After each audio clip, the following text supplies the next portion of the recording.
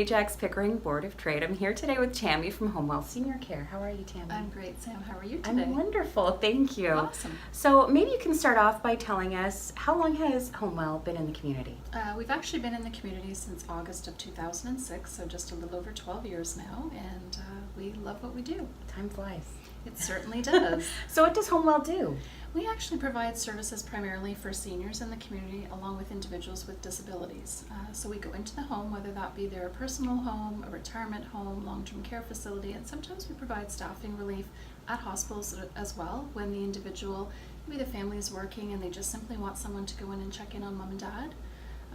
But primarily we're providing peace of mind to the families just to know that someone's always there to provide the needs for mom and dad. So who's it typically who's reaching out to you? Is it the kids, is it seniors, or is it kind of a mix? It is actually a little bit of a mix. Most commonly I would say it's the family members that reach out. Sometimes it's a son, a daughter, it can be a granddaughter. If it's a parent, they have a young child or maybe an adult child that requires services.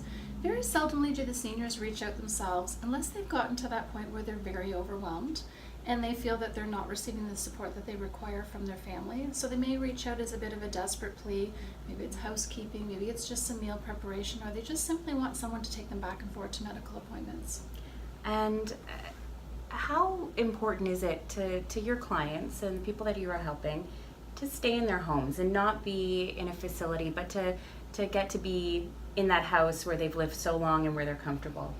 I think it's super important, to be perfectly honest with you. I think as we all age, home is home. It's where you have your memories. It's where you have your personal belonging. It's where you have the space to be able to have your family come and, just even have Sunday dinners where the grandkids have grown up and they have, special trinkets or things that they remember for younger days. And as people's needs change, so say for instance their memory has changed, it's familiarity. It's knowing that when you get up in the morning, you know exactly where to find your ingredients for breakfast, how to make that coffee. Sometimes if your needs have changed just in terms of visual as well, like maybe your eyesight's not the greatest, it's being able to, again, know in which cupboard you're going into, where you're going to find the needs that you have. So it's super, super important, actually. So I think everybody's kind of had experiences, whether your parents are aging or your family members are aging, and it can be little things or big things. What kind of services can people reach out to you for? Because I think that's the question always, is something too small to get help with, or too big? It's a great question, actually, and to be quite honest, we look at whole person care. So for us, it's not an individual who maybe just needs a shower every Tuesday.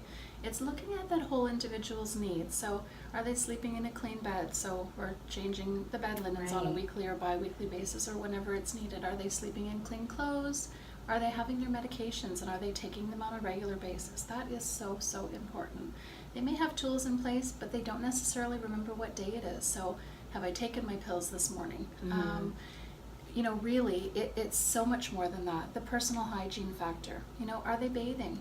Some people really, it's like, of course. If you were to ask them, absolutely, I've had my shower or my bath today. But in the real, actual, when you look at it, they don't really remember. It's just a standard question, and yes, absolutely. And something they've always done, so why wouldn't they say yes? Of course, it's their dignity and their pride. And then it's so much more than that. Like the food's being monitored at home.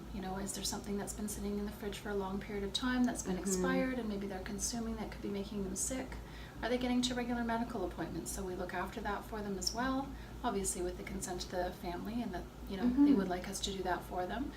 Looking after so much more personal hygiene, their toileting issues, making sure they're getting stimulation. Are they getting the socialization that they require? Are they getting out for regular walks? So it really encompasses quite a bit, and we really just sit down with the families and kind of go through all of that with them. What are the immediate needs? Sometimes people have, this is what we need, and then when you start chatting with them, they go, oh my gosh, we need so much more. When you think of everything that you need just to get through every day, it is a big long list. It's amazing that you guys can tick all those boxes for families. So we were chatting before, and you mentioned that you are involved with another organization kind of within the same realm. Do you want to tell me about what it is that you do helping prevent senior abuse? Yeah, absolutely. I sit on a committee. It's called the Durham Elder Abuse Network, so it's Dean. I've been on the committee for many years now, and I really pride myself on being involved in the community that way, because sadly, there's a lot of abuse going on in our community. You know, a lot of times you hear it on the news. Somebody's been scammed for, you know, a few $1,000s. Somebody's called and they've sent an e-wire or a transfer of funds, and now they're out those monies, right? It's just very basic. It goes so much further and so much deeper than that, and sadly there's a lot of abuse taking place in our community. So we want to ensure that when we're in with families, that we're educating them on what to be aware of and what precautions to take and how we can assist them. Are there maybe a couple signs that you could point out for families to You know what? watch for? I'll be really honest with that. I always say to people, go with your instinct, go with your gut. If somebody's calling you and they're wanting to offer you, say, a service, whether it's a new roof or duct cleaning, or I'm just using those as nice examples, of course, but if you don't need those services, you simply say no thank you. Don't ever let somebody into your house if they've come knocking on your door and they're asking for money. Right. If you get those random calls, you know who your family is. If they really desperately needed your help, hang up and let them know you'll call them right back. Don't ever agree to anything over the phone. And your family is your family. They should always be there for you and love and protect you. And if they're making you feel uncomfortable about something, that just, it shouldn't sit right with you. So you really should look after yourself. Excellent. Great advice. So if people want to find out more about the services that you offer, what are some ways that people can get a hold of you or find out that info? We have a website, obviously. It's www.homewelldurham.com. You can reach us by telephone. The area code is 905-509-8469. And I'm sure that probably would be the easiest and best way to reach us. Excellent. And I always like to ask, whenever we do a video blog, first off, how long have you been an APBOT member? I think just a little over 5 years. I was a member years ago and then kind of got distracted and focused on other things, and then rejoined just a little over 5 years ago. It's a great organization. We're happy to have you back. And then I like to follow that up with, what is your favorite Board of Trade event? I have a few, but I have to say the Christmas luncheon is probably by far my favorite. It's just such a fun and engaging event, and I think it's probably for me anyways, I find the most popular event, so everybody comes out. You just get to catch up and see everybody, and it's wonderful. Excellent. Well, thank you so much, Tammy, for letting us know all about your business, and hopefully some people learned a little bit more and will seek you out. Perfect. Thanks, Sam. Thank you.